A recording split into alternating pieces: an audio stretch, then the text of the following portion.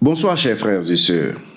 Vous savez que chaque jour, nous consacrons une vidéo politique et une vidéo spirituelle aux Ivoiriens et aux Africains en général. Et hier, nous avons fini notre méditation avec Sainte Catherine de Catania, la sainte qui bloque les larves de l'Etna.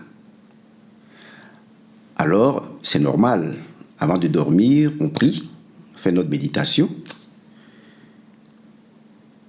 et on dort. Mais en tant que catholique, chrétien catholique, on s'inspire toujours de la prière de Saint François d'Assise, qui a cherché à imiter Jésus de Nazareth dans sa vie quotidienne. Il ne voulait pas écrire un programme des règles de vie. Il disait que la Bible, en elle-même, contient toutes les règles de vie. Donc, on n'a pas besoin d'écrire des règles de vie. Et Saint François d'Assise a fait cette prière très importante qui dit, en résumé, et là où il y a les ténèbres, il faut que moi, croyant, chrétien, que je sois musulman ou autre, je porte la lumière. Là où il y a la haine, il faut que je suscite l'amour. Là où il y a les démons, il faut que je chasse les démons, que j'apporte la lumière du Christ, de Dieu, de Jésus de Nazareth. Alors, c'est ce que chaque chrétien doit faire et c'est ce que j'ai fait hier. Alors, qu'est-ce qui m'a été dit à travers l'intercession de Sainte Agathe de Catania? Il m'a été dit que l'orpaillage clandestin que nous avons là n'est que un divertissement, quelque chose pour enlever, disons, amener les gens à ne pas comprendre le plan obscur qui est caché derrière l'orpaillage clandestin. Comme quoi, tout ce qui brille n'est pas de l'or. Alors, voici ce qui m'a été dit. Les fosses, les fossoyeurs, les orpailleurs créent des fosses. Les orpailleurs sont vos croque-morts. Les fosses creusées sont des fosses communes en préparation des larves qui doivent couler en Côte d'Ivoire. Ce sont des fosses communes. Et que ces fosses, ces trous qui ont été creusés dans les différentes régions de Côte d'Ivoire vont engloutir les autochtones des lieux où ces trous ont été creusés. Voilà ce qui m'a été dit, grosso modo. Alors, vous savez, quand vous recevez un message, le message n'est pas comme un message humain. Alors, dans votre tête, vous posez la question et vous recevez des réponses. Et après avoir reçu ce message, qui est bref, ces fosses, ces trous qui sont creusés par les orpailleurs sont vos fosses communes. C'est la préparation des fosses communes. Et seront engloutis dans ces fosses communes les autochtones des différentes régions où ces trous ont été creusés.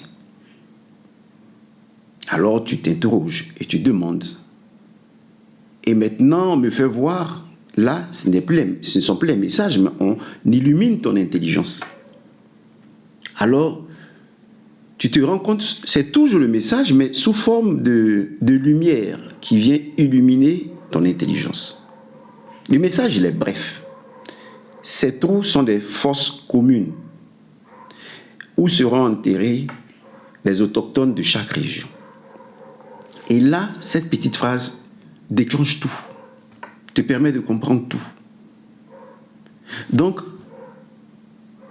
dans les régions de Guiglo et autres, ils n'ont pas eu le temps de préparer les fosses communes. On a retrouvé, au moment du génocide des Ouai, on a retrouvé les gens dans des puits, On a retrouvé des corps dans des puits et autres. D'autres ont été inhumés à la va-vite. Mais cette fois-ci, ce sera différent. Cette fois-ci, ils ont préparé des fosses communes en faisant croire que ce sont des orpailleurs qui cherchent de l'or. Ils ont préparé des fosses communes pour les autochtones de chaque région. Et alors, tout commence, tu commences à comprendre, à voir le problème de l'orpaillage clandestin d'un autre angle. D'un autre angle. Aujourd'hui, nous avons à l'ouest des étrangers qui sont chefs de village. Eh bien, c'est l'ouest qui sont en train de projeter dans chaque région de Côte d'Ivoire. C'est ce qui est en train de se passer. Alors, ce que je vous dis là, ce n'est pas ma réflexion, hein. C'est l'illumination durant la prière. Parce que tu te demandes, mais comment cela va advenir? Comment cela sera possible? Comment ces trous vont être des fosses communes? Alors là, tu ne reçois pas le message, je ne te parle pas comme ça, mais tu reçois l'illumination. Tu dis, mais comment ça va arriver? Eh bien, on te fait comprendre que tout ce qu'ils sont en train de faire sur l'eau, vous voyez des gens, on a la police maritime, hein. On a des gens, des vedettes qui sont sur l'eau, qui veillent. Mais comment peut-on laisser des gens, les vidéos que je vous ai montrées hier, comment on peut laisser des gens tirer du sable de l'eau et puis, disons, salir l'eau? Pourquoi? C'est pour entraîner la colère de la population. Et maintenant, lorsqu'il y aura le chaos, on va dire, oui, s'il y a des morts, il y a des fosses communes, même si on les découvre après, ils vont dire, mais il y a eu une guerre civile entre les orpailleurs et les populations locales. Voilà la raison qu'ils vont donner. Et l'autre raison, il y a eu des problèmes de distribution de terres. Voilà les raisons qu'ils vont donner à l'international. Et tu réfléchis et tu comprends pourquoi ce sont des enfants, des jeunes qui sont envoyés. C'est le même plan qu'à Bobo. On met des femmes devant et on fait croire que c'est le régime du président Laurent Gbagbo qui les a éliminés, alors que c'est un scénario. Mais ici, lorsque des enfants vont tomber, qu'est-ce qu'ils vont dire? Ils vont dire, oui, les populations dans la guerre civile sont en train de massacrer les enfants. Alors nous, l'ONU et la France, nous venons au secours des enfants. Dominique Ouattara est Children of Africa. Il suffit d'aller dire, oui, les enfants sont massacrés en Côte d'Ivoire. Et ils viennent et le tour est joué. Lorsqu'il y avait la guerre entre...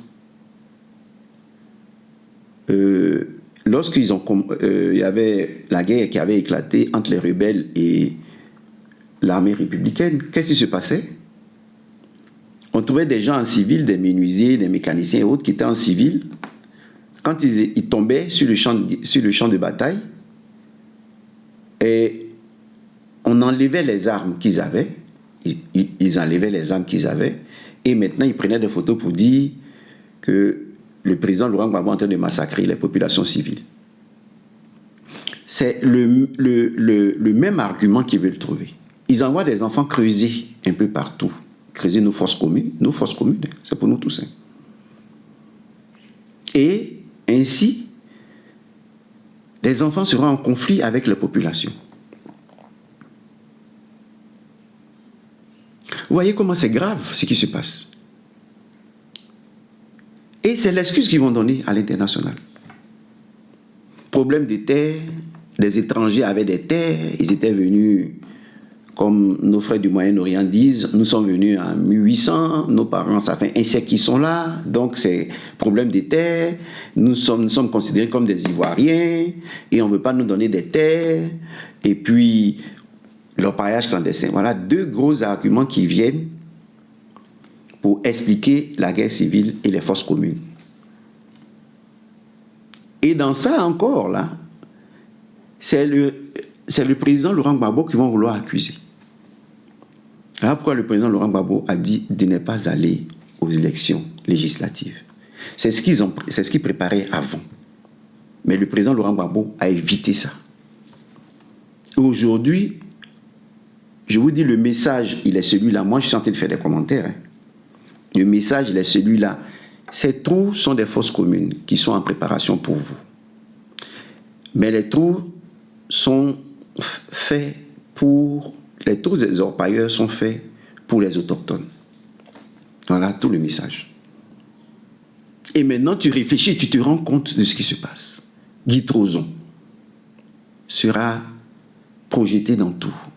C'est le modèle de Guy Trozon, de Goué et autres qu'on va retrouver dans toute la Côte d'Ivoire.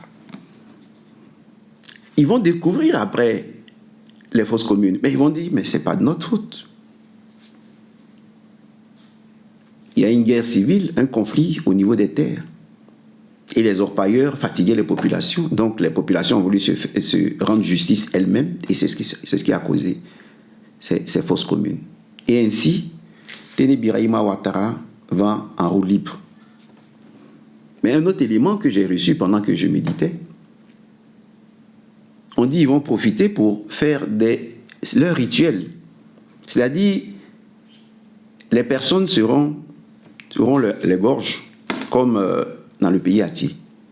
C'est suivi de rituels. Ça sera suivi de rituels pour fortifier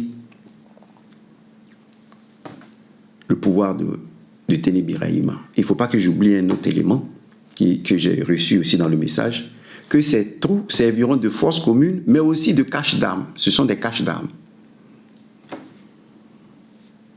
Donc, qu'est-ce que nous devons faire? Le message est reçu. Maintenant, nous, quelles solutions nous devons apporter? Ce n'est pas eux qui nous apportent des solutions. C'est nous maintenant qui devons réfléchir aux solutions.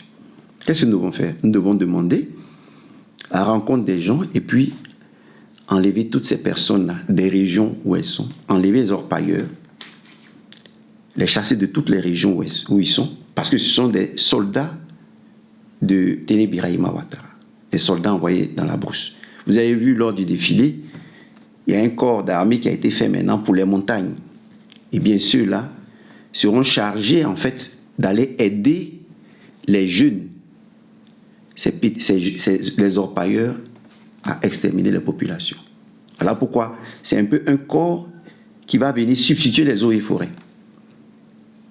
Vous voyez, c'est ce corps d'armée que vous avez vu défiler, parmi eux se trouvent des gens qui vont se charger de ça. Vous voyez, c'est grave. C'est grave. Donc, voilà, moi j'ai fait ma part. Je vous ai dit ce qu'il faut. Et maintenant, les hommes politiques sont chargés de trouver des solutions politiques à la situation pour éviter un conflit. Parce qu'ils n'attendent que le conflit. Ils n'attendent que les populations commencent à se battre et puis vont envoyer leurs militaires chargés, les alpinistes, les militaires qui sont formés pour les montagnes, en fait, sont formés pour la forêt, pour venir nettoyer les populations. Demain, on sortira de ce message pour analyser à travers des faits tout ce que nous avons reçu de Sainte Agathe de Catania. Et on lui dit tous merci parce que par son intercession, de la même manière, elle a bloqué les larves de l'Etna. Je pense que ces révélations qu'elle vient de nous faire doivent nous amener à bloquer les larves de Satan qui veut nous engloutir et qui veut faire disparaître les Ivoiriens. Voilà. On peut fermer ces trous-là. C'est possible de fermer ces trous, d'envoyer des caterpillars pour boucher ces trous, pour ne pas que ça serve de fosse commune. Et s'il y a des armes dedans, eh bien, ils ne pourront plus avoir accès aux armes. On peut le faire. Ce sont des solutions. Moi, c'est la solution que je suggère. Voilà, merci. Et à ce soir. Ce soir, nous allons parler de Djakaridja, Chérif Djakaridja, de son message de paix à la nation ivoirienne. Elle a été un instrument de paix, mais ce n'est pas qu'elle prenne conscience de ce qu'elle est en train de faire. C'est à nous de comprendre le message qu'elle nous a envoyé et à ses guides spirituels de savoir l'orienter.